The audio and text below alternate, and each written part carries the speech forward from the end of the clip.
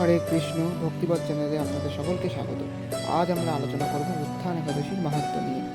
এই উত্থান একাদশী আমরা পালন করব 1 নভেম্বর এবং এর পালনের সময়সূচি হচ্ছে 2 নভেম্বর সকাল 8:26 গতে এবং 9:30 মধ্যে। তো চলুন উত্থান একাদশীর মাহাত্ম্য নিয়ে আলোচনা করা যাক। প্রবোধিনী একাদশী বা উত্থান একাদশী।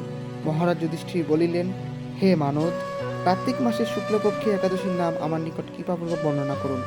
শ্রীকৃষ্ণ কহিলেন, হে রাজন, কার্তিক মাসের শুক্লপক্ষীয় একাদশী উত্থায়নী একাদশী বা প্রবোধিনী একাদশী নামে বিখ্যাত।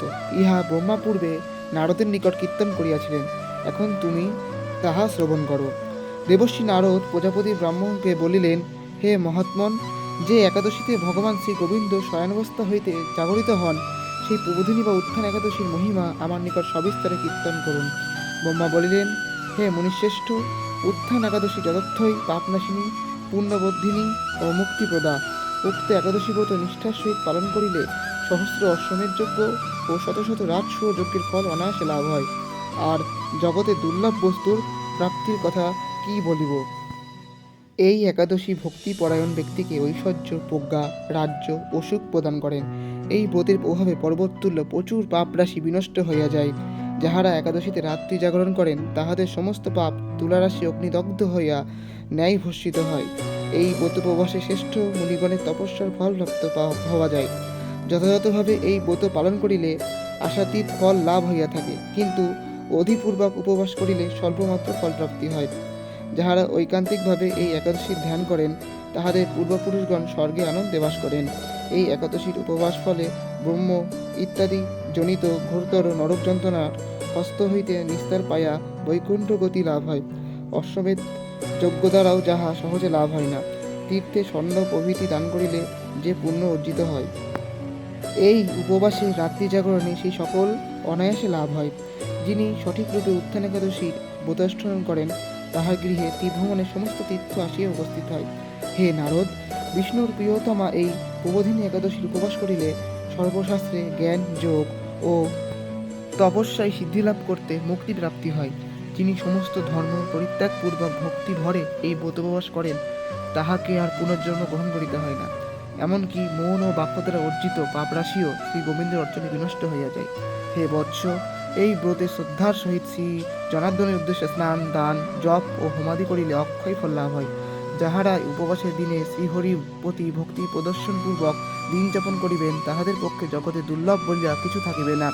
চন্দ্র ও সূর্যগ্রহণে স্নান দ্বারা যে পুণ্য হয়, এই উপবাসে রাত্রি জাগরণে তাহার সহস্রগুণ সুকৃতি লাভ হয়। তীর্থ স্নান, দান, জপ, হোম ও ধ্যানাদির ফলে যে পুণ্য সঞ্চিত হয়, শ্রী উত্থান একাদশী ব্রত পালন না করিলে উহা সমস্ত নিষ্ফল হইয়া যায়।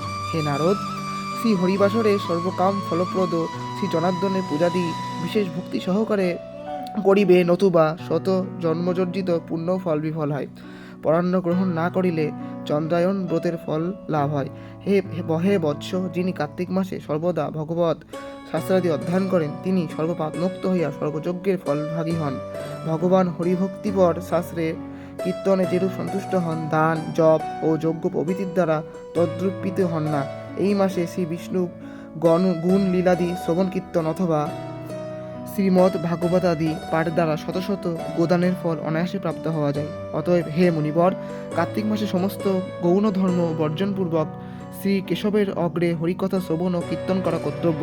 হে মুনিশ্রেষ্ঠ, কোনো ব্যক্তি যদি ভক্তি সহকারে এই মাসে ভক্তগণ সহ হরিকথা শ্রবণ ও কীর্তন করেন, তবে তাহার শতকুল উদ্ধার প্রাপ্ত হন এবং সহস্র সহস্র দুগ্ধবতী গাভীদানের ফল অনায়াসে লাভ করেন। এই মাসে পবিত্রভাবে শ্রীকৃষ্ণের রূপ, গুণ, লীলাদি শ্রবণ কীর্তন দ্বারা দিনপাতি করিলে পুনরায় তাহার আর জন্ম হইবে না।